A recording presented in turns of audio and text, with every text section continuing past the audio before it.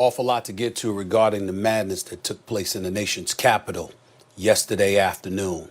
Obviously, there's a lot of reaction throughout the sports world, particularly the NBA.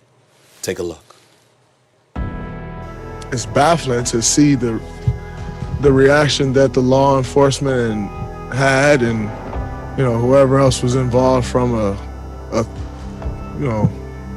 authoritarian standpoint.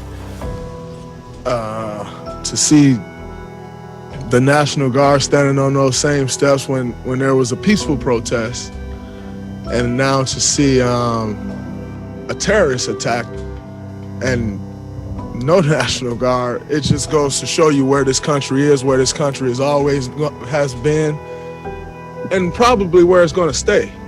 You just see the privilege. You see the privilege in America, and it's sad to see. Because if any of us was out there, I think it would have been tear gas, mace, probably gunshots, Thousands of white people can storm the Capitol and not face any sort of obstruction from police. But heaven forbid a 12-year-old black boy carry a toy gun in a park, or a 15-year-old black boy walk home from a store with a bag of Skittles, or a young black male run through the neighborhood on a jog. Heaven forbid any of those things happen.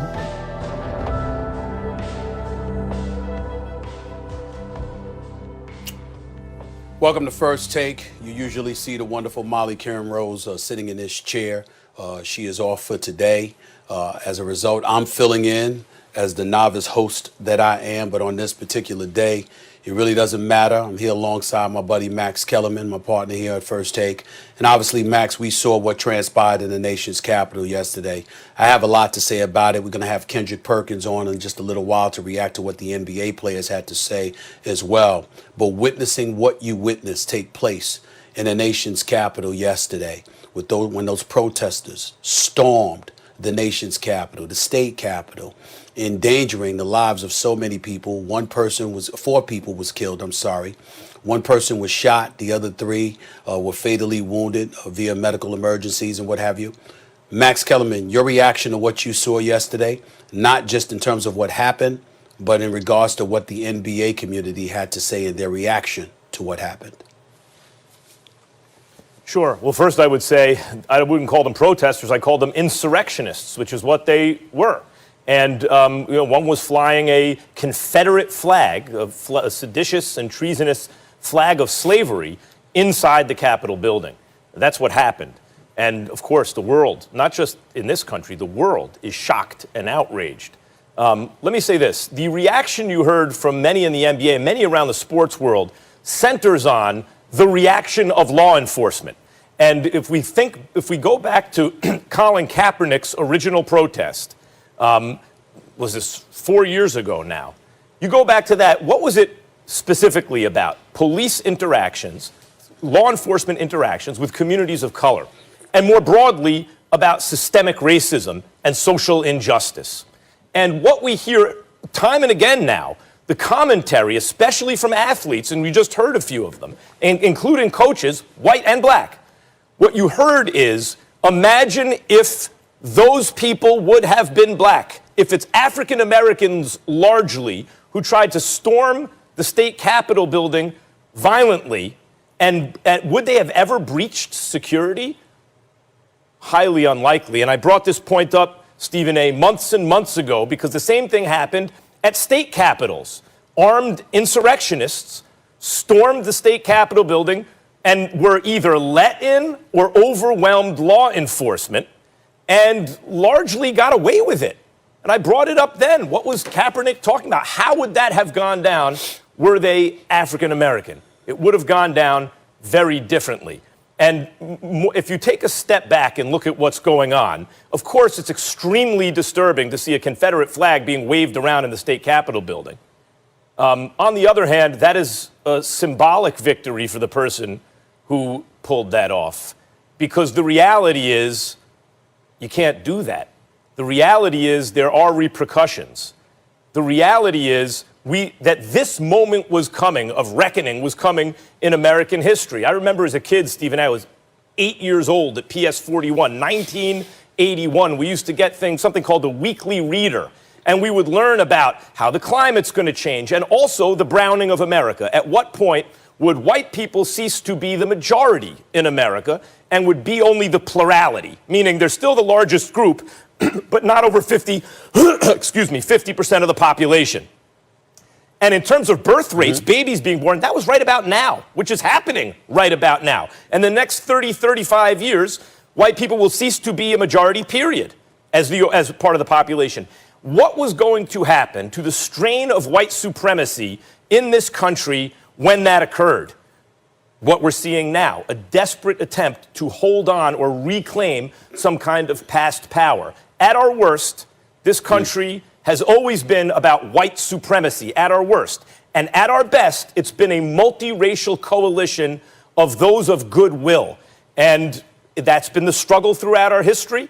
And recent events have seen the ascension once again of the multiracial coalition of those of goodwill. And what we've seen is that strain of white supremacy mixed, by the way, and it's a toxic mixture of that on the one hand and low and people susceptible to low quality information. So they're susceptible to lies from their leaders.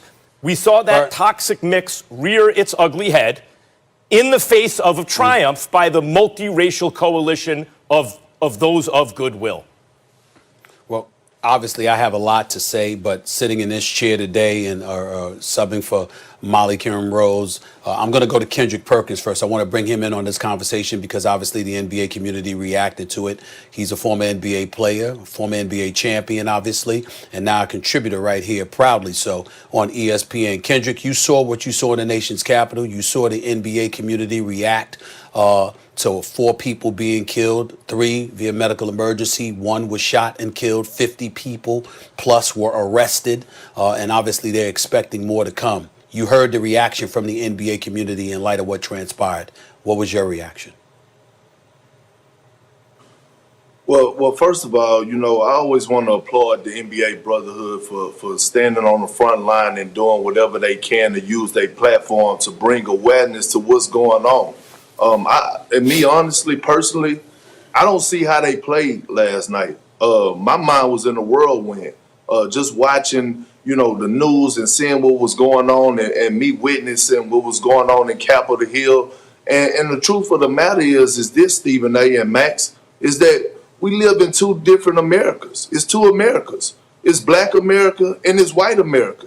And when you look at what happened and what transpired yesterday at Capitol Hill, them going in there, rioting, people being murdered and killed and things were getting torn down and people were taking selfies while they was doing it with the police officers. It goes back to what I said, when we first addressed this situation with George Floyd, a couple months ago, is that we don't trust the system.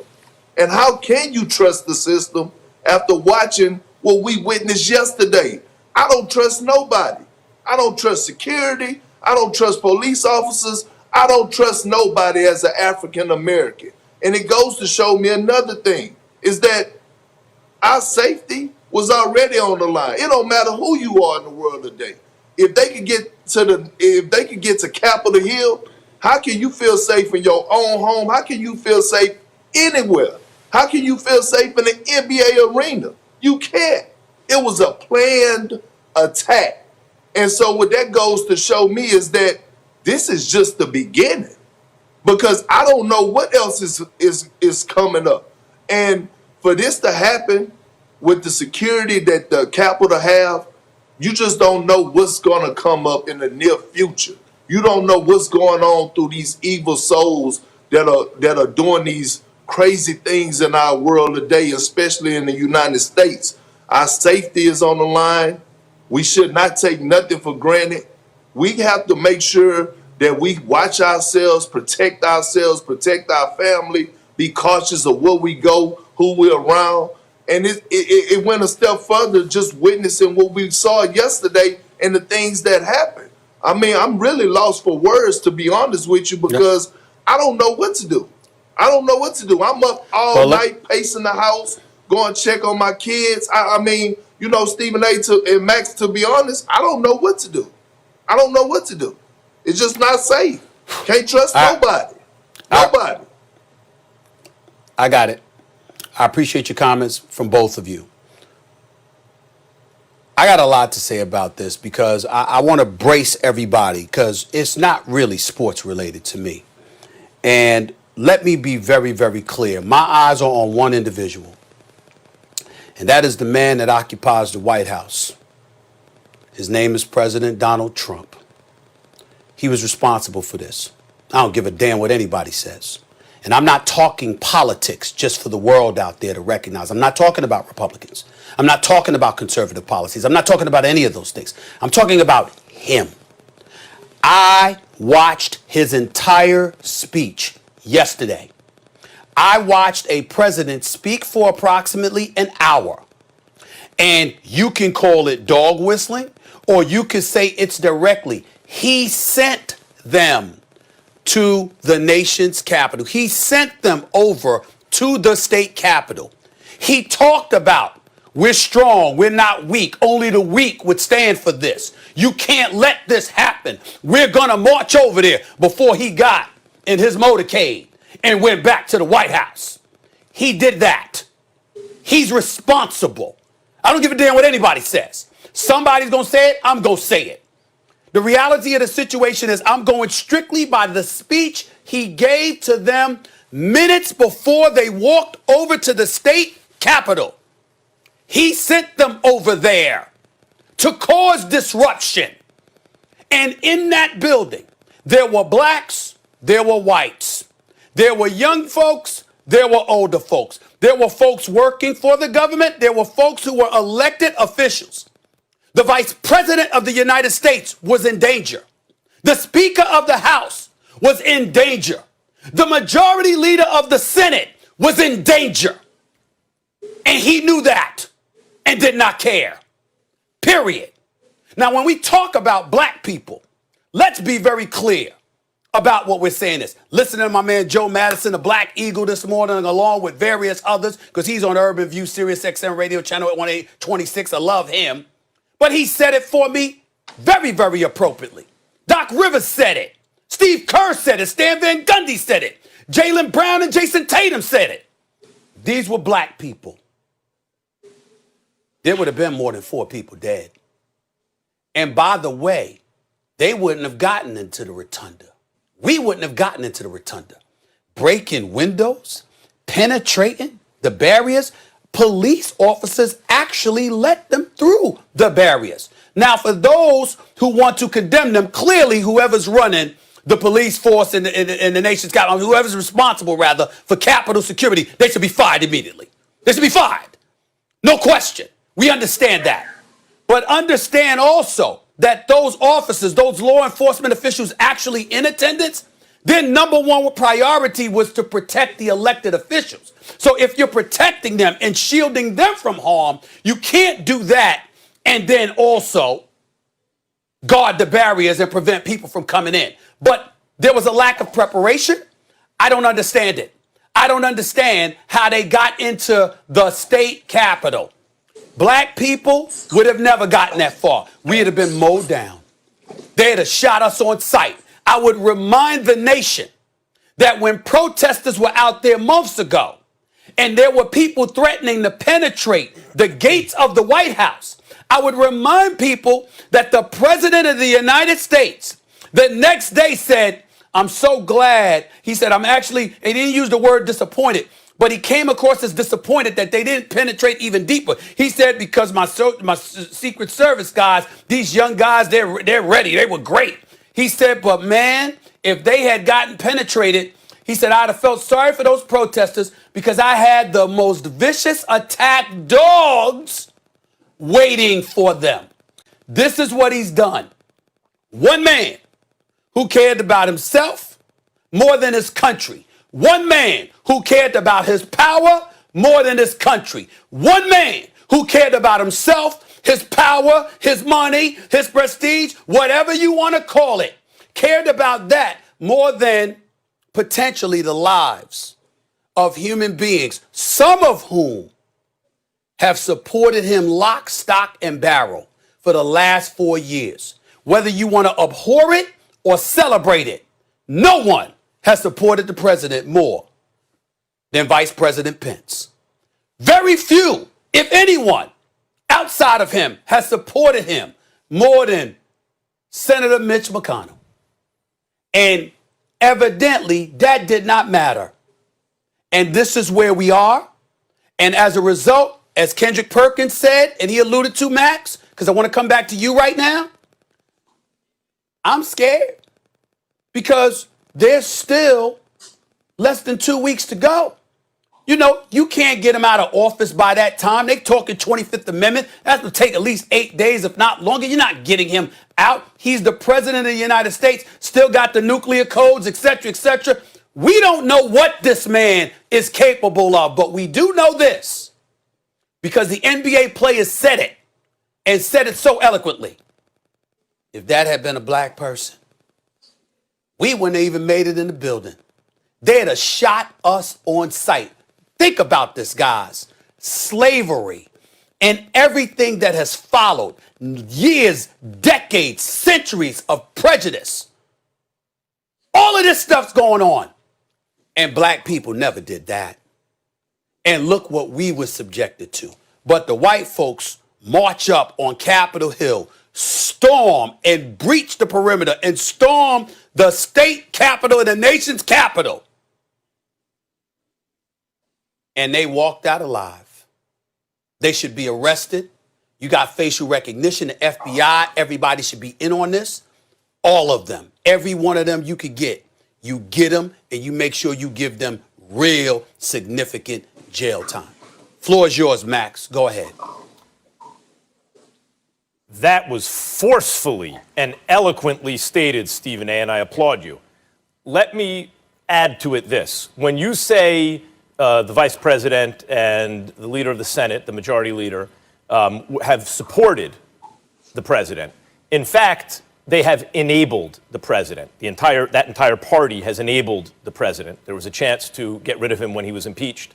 They looked the other way. There were comments saying he's learned his lesson. And of course, anyone with a passing familiarity with history knew, in fact, that is appeasement and enabling behavior. And that, of course, it would come to something like this. This was not unpredictable. It was predictable. Perhaps the lack of preparedness on the part of law enforcement or incompetence or collusion, it's something, right? At least you could say there was failure there, was surprising to many, but not the behavior. And incidentally, Kendrick Perkins is right. The behavior could get worse. It continued. There is no bottom, it seems. But let me say this. The supporters have been lied to. Now, you can say shame on them for being that susceptible to those kind of lies. But they have been lied to. When Trump lost the caucus in Iowa to Senator Ted Cruz, he said that it was a fraud and that you should either throw out the results or redo the election, right? This is not the first time he's said that. Baseless, factless, it's just made up. It's imagined. It's lies. And there are more lies now. It's thrown out of every court. We don't have to go too deep into that. Every lawsuit. Go ahead. But the point is, the point is, people are reacting to lies. And the question is, why? Why are they invested enough in the ideas that they are that susceptible to lies? And I would say, again, it comes back to the browning of America. What happens in several elections recently is that the white majority, which is still a majority, doesn't get its way. The elections break down largely along racial lines. And when they do get their way, they want to uphold elections. And when they don't, they want to overturn them. And incidentally, Stephen A., go ahead, that Kendrick. Power structure is what Hurry the up, Max, NBA players are referring to. Mm-hmm. Got it. Go ahead, Kendrick. Stephen A., go ahead. I thought you brought up a great point, and I actually tweeted this out yesterday to your point that I said at Donald Trump, this is your fault. Because if you go back and look at what happened after the election and after he found out that he lost, all he did was instigate the situation. So was I surprised that something happened? No, I wasn't surprised. I was surprised that it happened at this nature, but I was expecting. I said, something is going to happen. It's going to get ugly because the way that he instigated, the way that he kept going about saying, the election was rigged, and I'm not going to dive too deep into that, but he didn't stop there. Even yesterday, when our President Joe Biden, when he called out Donald Trump and said, you need to address this situation, that speech that you're talking about, he still instigated the situation. Okay. And like I said, Stephen A., I'm sitting here right now, Max, and I'm scared because I don't know what's next. This was a planned attack. Well, we don't know what. And we all need to be. Listen. We all need to be on our toes and heels. Imagine today, we're all black people. If you really look at it in our reality, it kind of looks like a movie. We see the two different USAs that we live in. It's sad. It truly is. It's sad. It's almost like they want to show you that they have power. That's just what this country is. That's what this country's been. And like I said before, that's where this country probably will stay.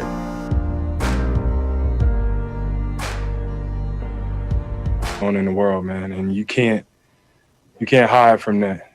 We see the two different USAs that we live in. It's sad. It truly is. It's sad.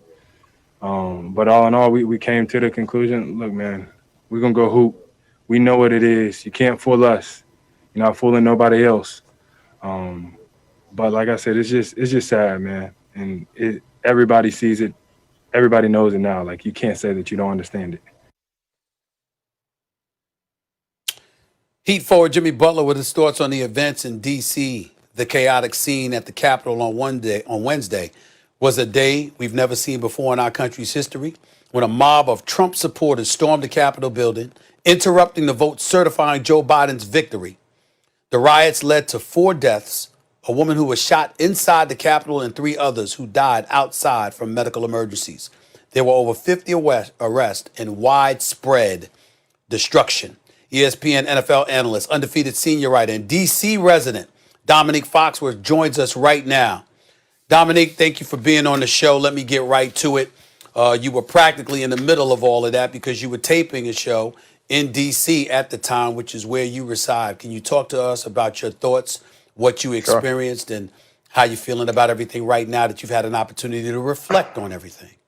Sure. I mean, driving into the studio at 6 a.m. yesterday, like I had parked in the garage and there were a bunch of guys standing around a truck with the Trump flags and all that, just talking. And it was an odd scene driving through the streets, seeing everybody out in the streets, and not everybody, a particular group of people out in the streets. And it was uncomfortable. And then driving home afterwards, you could see everything starting to escalate. But I can't say that I was surprised that what happened yesterday happened, and I don't think anybody who's been paying attention for the last, I was going to say several years, but a few hundred years probably is more accurate, should be surprised by what happened. And I think obviously Donald Trump is a lot to blame on him in this situation, but I think frankly it is indicative of, I think Draymond Green kind of said it best, is like this is who the country's been, and it's unfortunate that we have to be reminded of it every so often, or a certain group of people feel the need to remind us of it every so often. But it is what it is, and it's frustrating and disappointing. And I was thinking about it this morning as I was getting ready for Get Up, and just thinking about how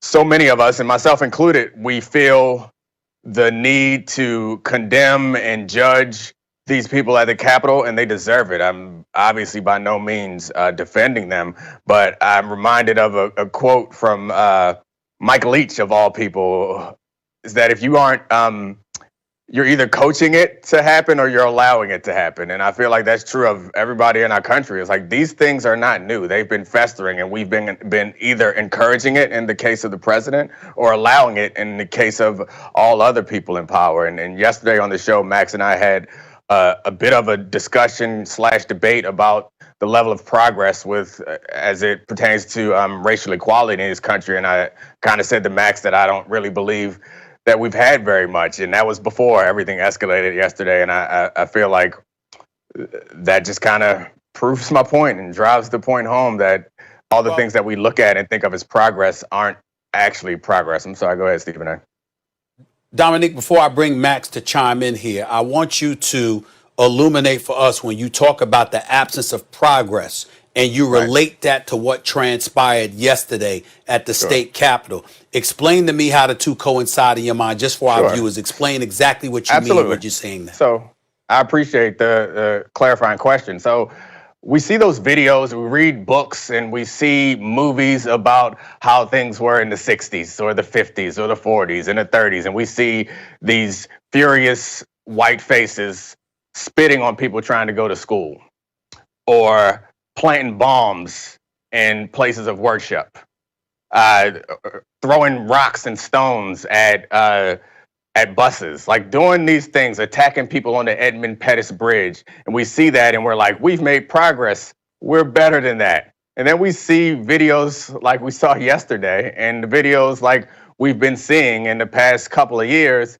and they look almost exactly the same. The only progress is being made is we have HD cameras now, and maybe we can pick up their faces. Like the things are the same, and I get disappointed while talking about the election in Georgia. It feels good, and it feels like progress. Talking about the election of Barack Obama, it feels like progress. But that suggests that the progress is needed on the side of Black people. Like these achievements from Black people are reflective of Black people getting smarter or better or more wily.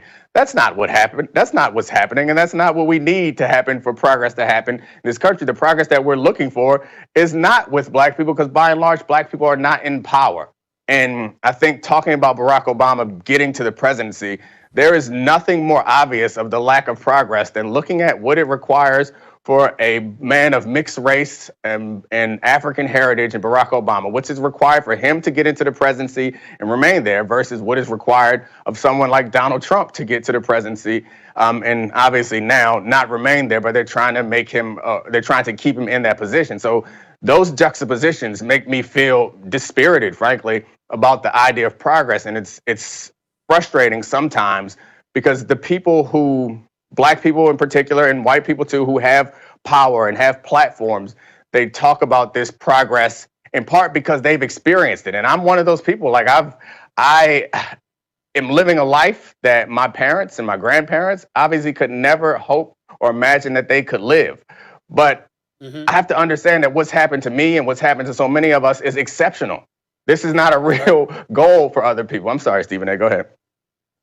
Yeah, we got to take a commercial break. Max, I'm going to come right to you out of the commercial break, but going into commercial, I'll ask you this question just to sleep on or just to listen for and come back and react to it once we get back from commercial. We heard white America telling folks, we want to listen. We want to hear what you have to say. Do you think they hear us now? More with Max, myself, and Dominique. Welcome back to First Take. Dominique Foxworth is still with us. We're sitting here talking about what transpired in the nation's capital yesterday afternoon. And I went to commercial break after listening to Dominique and what eloquent words he had to say, asking Max Kellerman this question. In light of all the noise we heard emanating from white America when the social justice issues were really percolating in this country over the last several months, when they were talking about, we want to hear you, we want to listen. Do you think they're hearing and listening now? What progress do you think white America has made in that forum, Max Kellerman?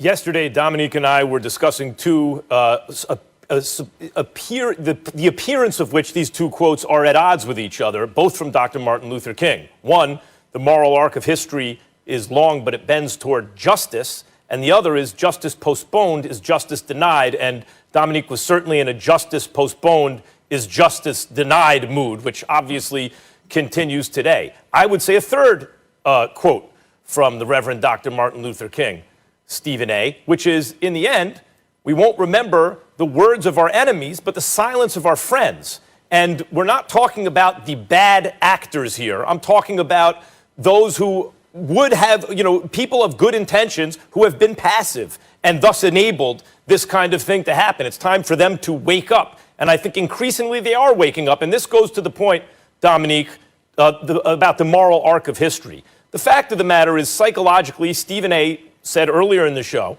in the first hour, to be very clear, he's holding someone accountable here, and it's President Donald Trump, who called out the date, incited the mob, and sent them in that direction, right? What's the psychological underpinning here? Really, it's a sore loser. It's someone who can't, it's not just that they don't want to lose, they refuse to accept the fact of the loss, right? And what is that loss? Not several million in the popular vote in the last election and a narrow victory or a victory in the Electoral College. This time, he lost the Electoral College and he lost by a massive number of votes, 7 million votes. You know, you see a team loses by a point or two, that's one thing. A team loses by 7 million points, you should probably accept it, but he wouldn't. And what is the larger implication there? What does that more largely reflect? The moral arc of history, guys.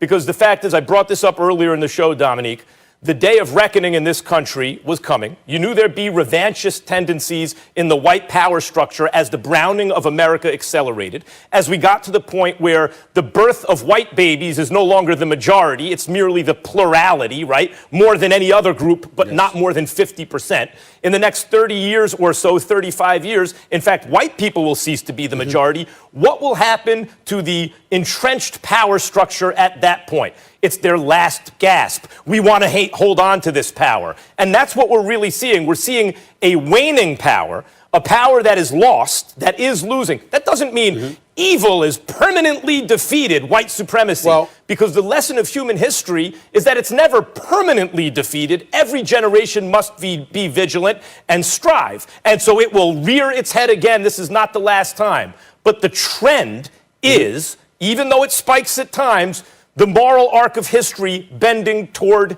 justice. Got it. We only got a couple of minutes left, so I'm going to say what I have to say real quick and then come to both of you to close this segment. For me, you can always find enablers of bad apples. It's inescapable. We know there were some enablers along the way. There is no denying that. But I made it a point to listen to conservative talk radio yesterday. I heard Mark Levin completely condemning the violence that took place in Capitol Hill, talking about it was no excuse for it and those people should be arrested. I even heard Sean Hannity taking the same position last night as well. We get all of that. My biggest thing is this, guys, and this is where I point the finger at President Trump. You have bad apples, and then you have individuals that clearly are about burning the house down, figuratively, if not literally, if they don't get everything that they want.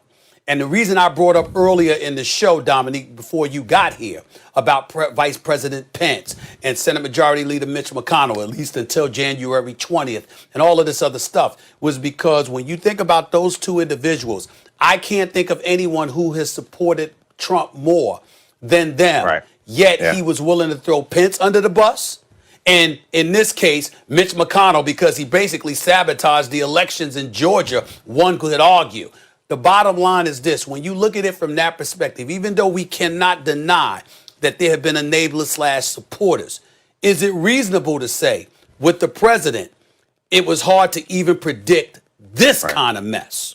In your opinion? Yeah, I don't think it was hard to predict this. And those guys, Mitch McConnell and neither do I. And Mike Pence, and Mike Pence came out yesterday and it seemed like they legitimized him. Like Mike Pence was one of the first people to legitimize him. So there is literally blood on their hands too. So I'm not in the spirit of being congratulatory, and I'm not suggesting that you are either, Stephen A., for these guys for speaking out against this yesterday. Like, you can regret the result of your actions, but they still took the actions that helped put this light this fuse and bring it to where it is today. But I wanted to say one more thing before I hand it back over to you about the moral arc in history. And Max was using kind of a sports analogy, and I appreciate that. It's a sports show. But what's the scoreboard? When you look at the scoreboard, and when is the game over? 0. So that's the hard thing. Yeah, that's the difficult thing when you want us to believe. And again, people like me. People like me and Stephen A. are in relatively privileged positions. But I guarantee you that Stephen A. and I also are connected to people who are not. So I'm supposed to go and tell them, but we're making progress. But we're headed in the right direction. The moral arc of history bends towards justice. I don't care that you can't eat. I don't care that you don't got jobs. I don't care that your whole community got COVID. I don't care about nothing. The moral arc of history bends towards justice. Max? Dominique, let me be very clear. Hold on. Go ahead, Max. Let me be very clear. Real quick, go ahead. Justice postponed is justice denied. I'm with you 100% on that. And righteous indignation and rage is an appropriate feeling to have right now, of course.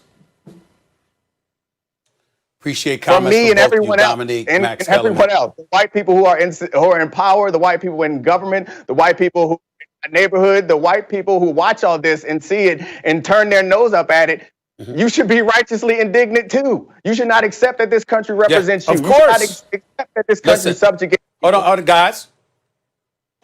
Everybody could be calm because we ain't finished with this discussion. Dominique, I know you got to go. Appreciate you. Looking forward to seeing you tomorrow and in the days to come. Max, you'll be here next because we've got political commentator, elite political commentator, Angela Rye coming on next. I'm sure you can appreciate, Dominique, how we got to get to her. Angela Rye up next with the crew right here on First Take in a minute. It's baffling to see the reaction that the law enforcement had, and whoever else was involved from a authoritarian standpoint. To see the National Guard standing on those same steps when there was a peaceful protest, and now to see a terrorist attack and no National Guard, it just goes to show you where this country is, where this country has been, and probably where it's going to stay. You just see the privilege. You see the privilege in America, and it's sad to see. Because if any of us was out there, I think it would have been tear gas, mace, probably gunshots.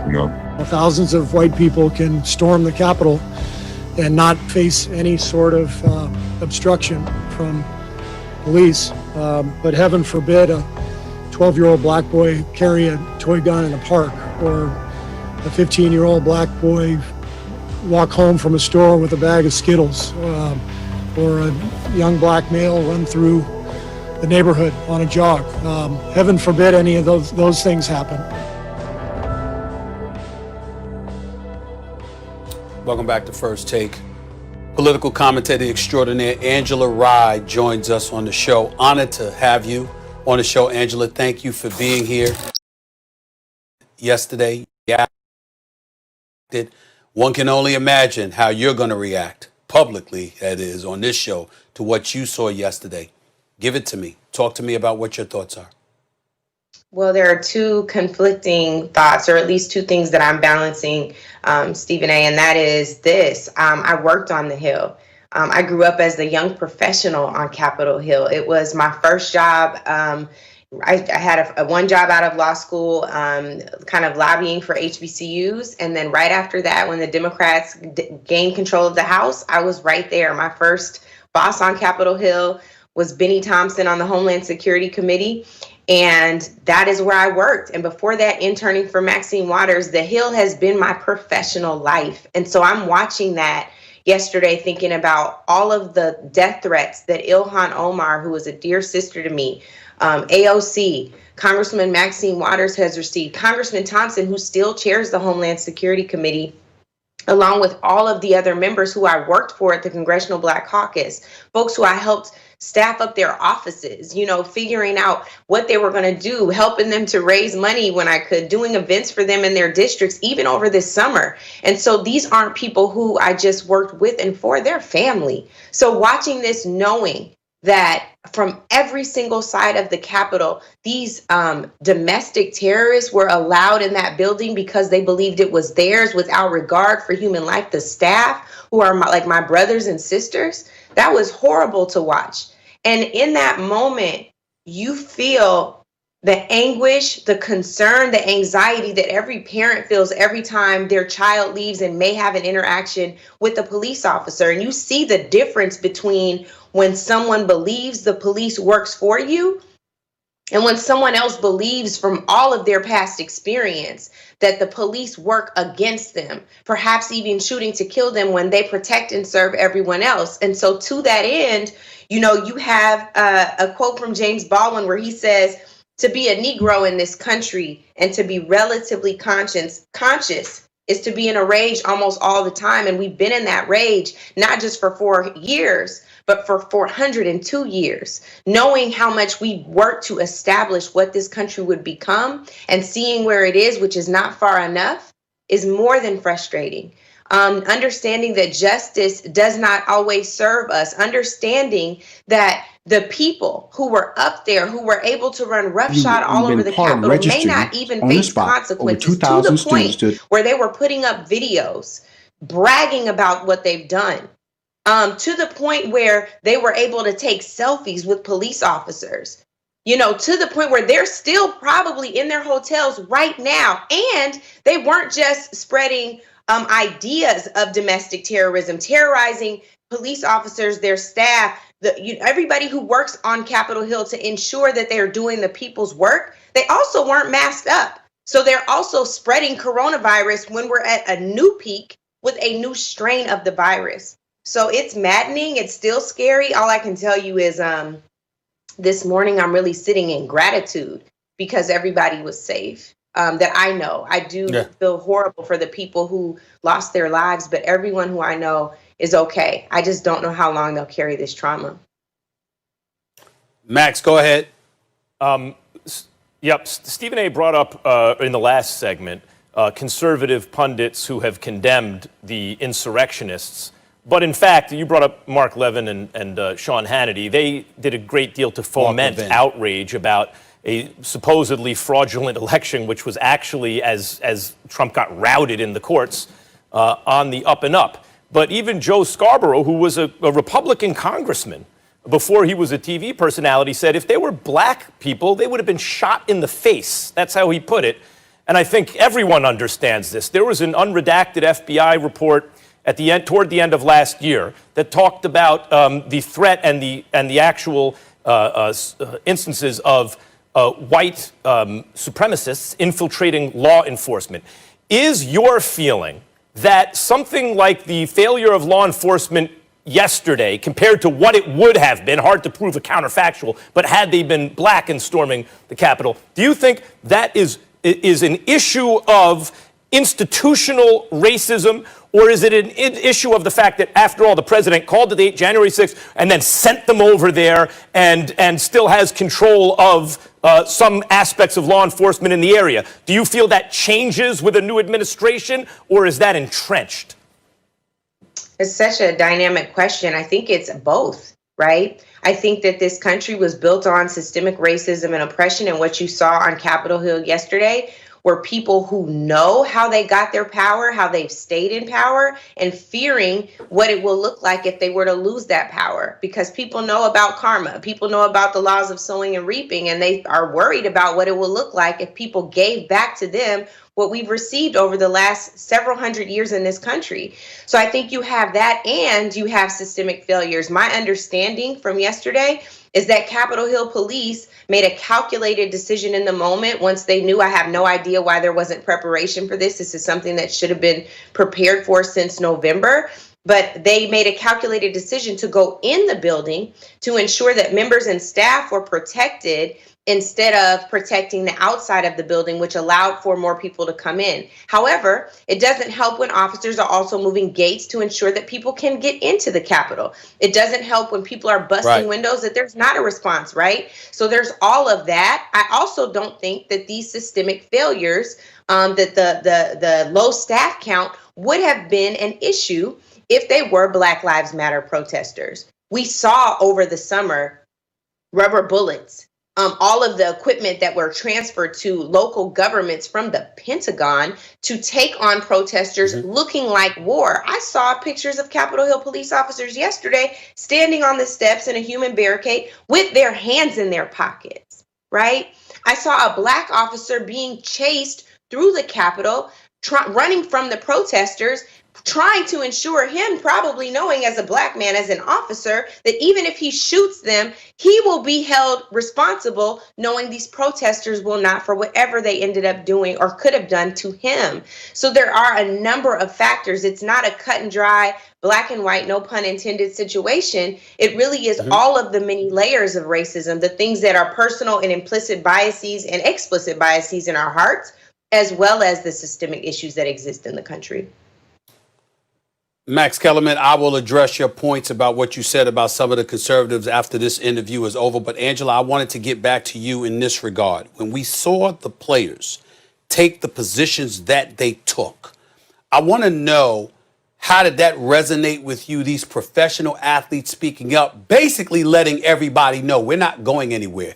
We're going to continue to give voices to the voiceless, and we're going to continue to highlight and illuminate these issues so we as a society can address them. How successful do you believe they have been and they're going to be in their quest to do what they're doing as we move forward from this? Well, and I think to that point, the most important thing that the athletes can do is remember that this is not just about a moment. It's not about doing what is popular at the time. It's not about what, making sure that you sound smart and articulate about these issues. It's also making sure you stay engaged. So whether we're talking about what happened over the summer, or we're talking about the ways in which so many athletes engaged in the election, whether we think about what the Atlanta Dream did to solidify Kelly Loeffler's fate, all of those things matter. Yesterday, speaking out about the violence, the insurrection, the domestic terrorism on Capitol Hill, and knowing the distinctions that exist in a justice that serves a Black America versus a white America, knowing that we cannot afford to say, this is not who we are. That is denying exactly what this country is. It's not what it should be, but it is exactly what it's always been. And so long as they continue to give voice to that, using their platforms that effectively, I think that's exactly what we need. We all need to be saying the same thing from every perch. And it doesn't just need to be Black athletes. There need to be allies who are in this. Max, to your point, knowing, if you know full well that the outcome would have been different had the protesters looked different, that signifies to you that it's time to make a different type of change. You can't just look at this anymore and say, that's a shame. You have to say, I've got something I got to do on this. And here's how I'm going to respond. I'm not just going to speak or tweet or post a picture or hold my fist up or wear this particular shirt. I'm going to go out and figure out what I can do to actually solve this from my perch. So much of this will have to be legislated. Go ahead. Go ahead, Max. Stacey Abrams, who was key to getting a Black man elected to the Senate out of Georgia, right, said recently that she traced the history of her family on social media, and she said, I'm the great-great-great-granddaughter of slaves, great-great-granddaughter of sharecroppers, et cetera, up to my parents worked at a place, or my grandparents worked in a place where my parents couldn't go, and now here she is, and talked about the importance of her by example, and also indeed creating space for others to imagine themselves and be able to see that there is the possibility of getting there. It seems to me that athletes largely are doing that, yes, but in addition to doing that, are actually organized, are actually, you brought up the Atlanta Storm. They wore T-shirts saying vote Warnock. Right? Like so it seems to me that athletes today, we are a sports network doing a sports show here after all, are doing things to create that space. Is that your feeling as well? Yeah, I can Angela, agree with that. before you answer that question, I just want to say this. I have to applaud Stacey Abrams starting that grassroots movement in Georgia. What about Black Votes Matter and what they put together? Black brilliance on display, won that election for both of those senators. Floor is yours, Angela. I absolutely agree. Black Voters Matter, which was co-founded by LaTosha Brown and Cliff Albright, killed it. And they mobilized local groups on the ground in Georgia. There are PACs like we talked about before, Stephen, a collective PAC and Black PAC. There's a church PAC. Like all of these organizations work together in spite of COVID, in spite of over the holidays, in spite of people saying there's no way you're going to get the same level of turnout after this historic election. And they did. And Stacey has been organizing in Georgia for over a decade. They think she popped up for the gubernatorial race. No. She's been here and she's been doing the work. And to the point, athletes have been doing the same thing. Knowing some of my friends who are athletes calling saying, what can I do? How can I get involved? Entertainers doing the same thing, trying to ensure that they're again using their voices, their platforms, and getting people to turn out. There was a huge event that When We All Vote held right before the election, a concert, and a bunch of people came on virtually for that. You know, this is a really tough time with COVID rates spiking all over the place, and people did not let it stop them. And I would also say we also have to acknowledge the voters. If it wasn't for them, there wouldn't have been this historic change. So yes, John Ossoff and Raphael Warnock have a lot to owe Stacey Abrams, but they got a lot to owe the voters, the athletes, the entertainers, and everybody who turned out in spite of everything we're facing right now. And all of us who care about political commentary have a lot of debt to pay to you. We owe you for your time, your sincerity, your substantive commentary. We appreciate you so much, Angela. Thank you so much for being on the show. We really appreciate it. Thank you. My pleasure. Thank you. All right.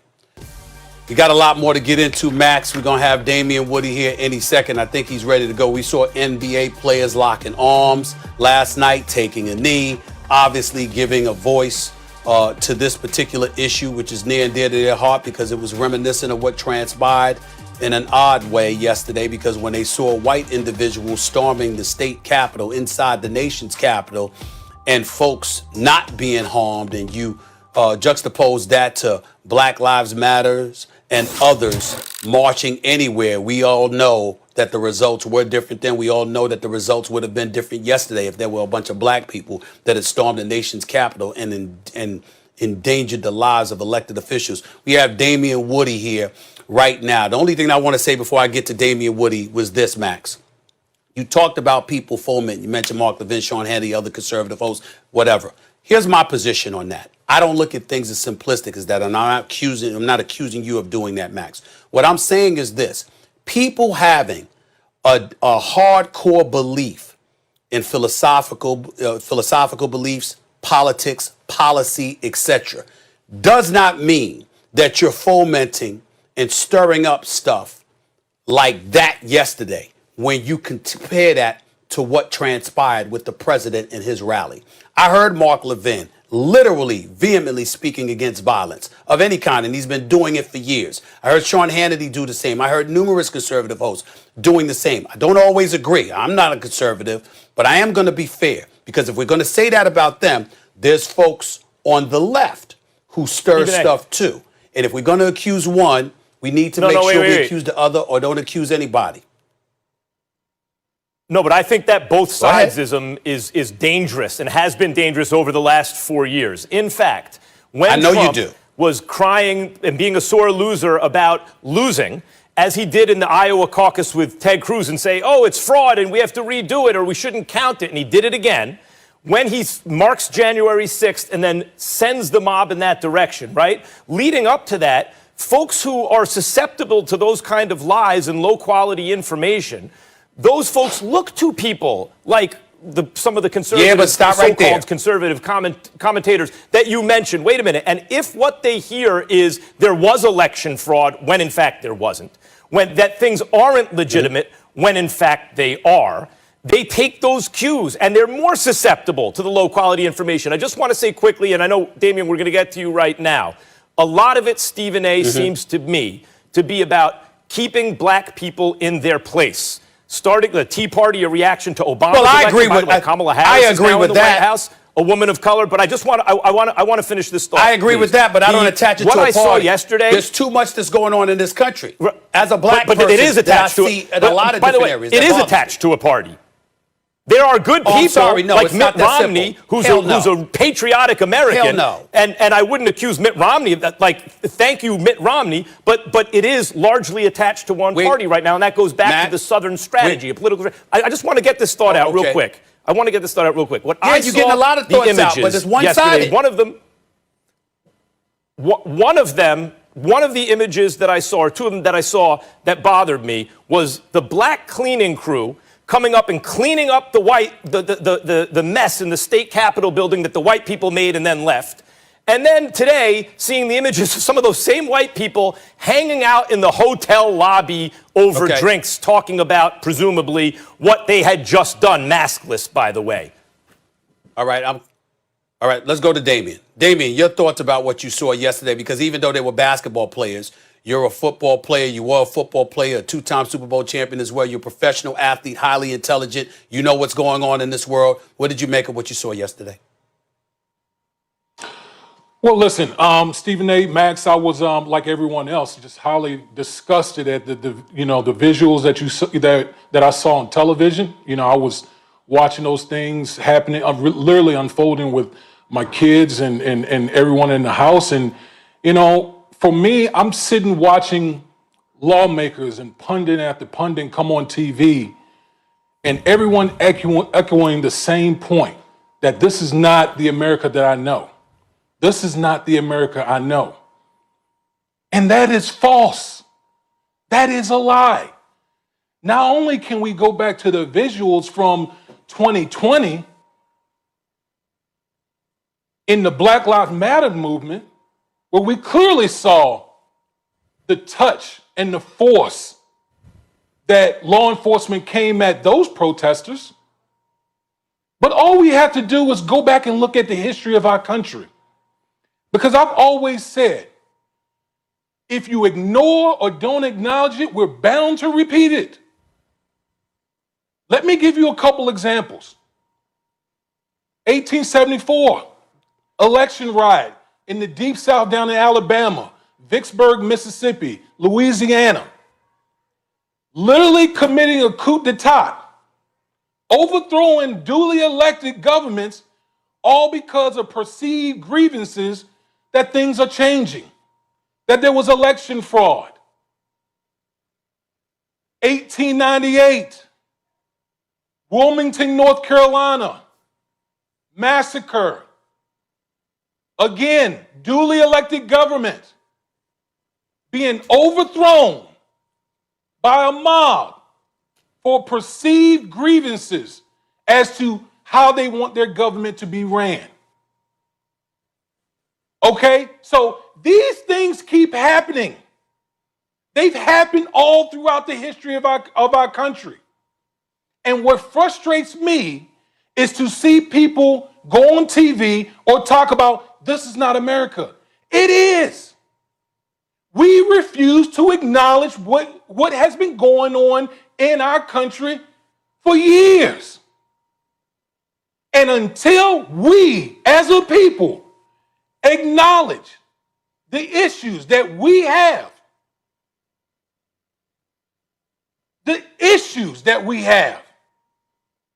we cannot advance our democracy. Because let me tell you something. You have to fight for democracy. It doesn't just happen. We saw that down in Georgia. We saw the groundwork that people did down in Georgia to get people to turn out and vote. That's democracy. What we saw in Washington, D.C. yesterday at the Capitol building, that was anarchy. Complete anarchy. And I don't want to hear I don't want to hear both sidesism, because that's the first thing people want to throw out. Well, what about Black Lives Matter? And I'm not condoning everything that happened then. But the big issue that we saw yesterday is that there's a large swath of people in this country that refuse to accept the demographics, the things that are going on in our country. And let me tell you something, it's not going to stop. It is not going to stop unless people come to grips. It's not going to stop until bad actors out here stop inflaming these people. We have to continue bringing truth to power. We can't let these people off the hook. Well, let me keep feeding nonsense. Let me try. And lies. Let me chime in here. I'm listening. Let me be very clear, because I appreciate it. I appreciate it, Damon. Hosting the show, obviously, it's a little different animal. So I'm trying to direct conversation while at the same time host the show. But let me address a couple of points. When I mention both sides, I'm talking policy. I'm talking the political shenanigans that take place. That's it. In other words, when you see people complaining, well, in 2016, there were people on the left complaining about rigged elections. What I'm saying to you, forget all of that for a second. I'm pointing that out politically. When I highlight Trump, I'm saying that is a different beast. The New York Daily News, Max, mentioned Mussolini and Hitler when it came to Trump yesterday. That's what they said. I didn't say that. You're not saying that. You're not saying. That's what they said. Things have gotten, there are people throughout history that come along that in a very, very bad way transcend such an aberration from normalcy that it should be incredibly alarming to all of us. Yeah, you have people who foment. Yeah, you have people who instigate. Yeah, you have people who side and enable. All of that stuff is true, but it's entirely plausible. Us as black people, Damien, we ain't shocked by what we saw. Not at all. We're appalled by it, and certainly we don't want people killed or anything like that. But it is flagrantly obvious what the double standard is. It is flagrantly obvious that there are things like white privilege that are still incredibly prevalent in our society, because when you have a bunch of white folks marching into the nation's capital, busting into the state capitol, endangering the lives of elected officials. Nancy Pelosi is third in line. Mike Pence, the vice president, second in line. I mean, my God, they were in trouble. Mitch McConnell is the Senate Majority Leader. In trouble. When you have something like that, and you know it comes from one group, and they still walk out essentially alive, we understand that they had to protect the elected officials first. So that's how perimeters were breached and people were in danger. But ultimately, all I'm trying to say is that on behalf of the athletes and the sports figures and black people everywhere, what we're saying is, if it were us, there would have been significantly more blood in the streets. We would have been slaughtered. And as a professional athlete or a commentator or black people, period, it's riveting to embrace that reality. And you don't predict that something like that would happen before us in the year 2020, but that's where we are. Sure, go ahead.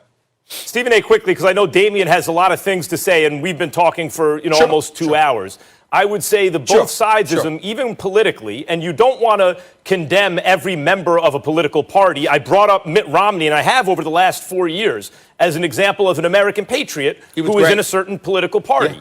But it is impossible to separate what's going on now from a political party. And in fact, when you want to both sides it, I'm not saying you do, but if one does, if you even point to 2016, there were people on the left. Stephen A., 127 representatives, senators, senator and Congress people, 127 voted to not certify the results of the election. 127, all Republicans, voted to not certify based on nothing but fantasy and lies about fraud that did not exist, fomented by the president and his enablers in his party and in the media. Okay. Go ahead, Damien. Let me say this. This style of politics that we're in right now is disgusting. Because what's happening right now is there are people out here, it is profitable to keep people divided. Let me say that again. It is profitable to keep people divided. And what you see going on out here is that people are playing on people's emotions and they are making a profit of it. They are literally throwing gasoline on the flames and thinking there will be no consequences for their actions. That's why Damien, you see this keep going. Stephen A.? Yes. I have to stop Stephen y'all A., both right there. But there's a good reason. Hold on, Max. There's a good reason why I have to stop y'all. And Max, we can revisit this tomorrow. Today, we have to go. Today is the last day for our producer, Jeff Anderson. So I have to put us on pause. We got to get ready to go. But I wanted to take a moment to say he's been an incredible producer for us on this show. He's always been there for us. We love him. We're going to miss him. And I just wanted to say goodbye, but we'll keep in touch. And we know that bigger things are ahead for you in the future, Jeff Anderson. And Max, I just wanted to give you and Damian a quick word before we got out of here about Jeff. Yeah, thank you for everything, Jeff, and we are going to miss you. And I'll say, Damian, real quick, you brought up a profound point about profit motive, that these things are layered. If you keep people ignorant, they're easy to manipulate, and there's a huge overlap between the ignorant and the racist. And that is also, in addition to actually kind of supporting an ideology that some people actually believe in, which is despicable, there is also profit motive. That is absolutely true. Dominique, you got 15 seconds. Yeah, Go ahead. And I'm sorry, Damian. I'm sorry. Damian, yes, listen, there are consequences. We saw the real life consequences of that playing out yesterday in Washington, D.C. And that's a shame. Right, we got to get on out of here. Damian, appreciate what you had to say. Max, appreciated what you had to say. Jeff Anderson, our producer, we appreciate all that you've done for us on this show. Thank you so much. The best to you in the future. For Max, Damian Woody, Stephen A., signing off. Until tomorrow. See y'all later.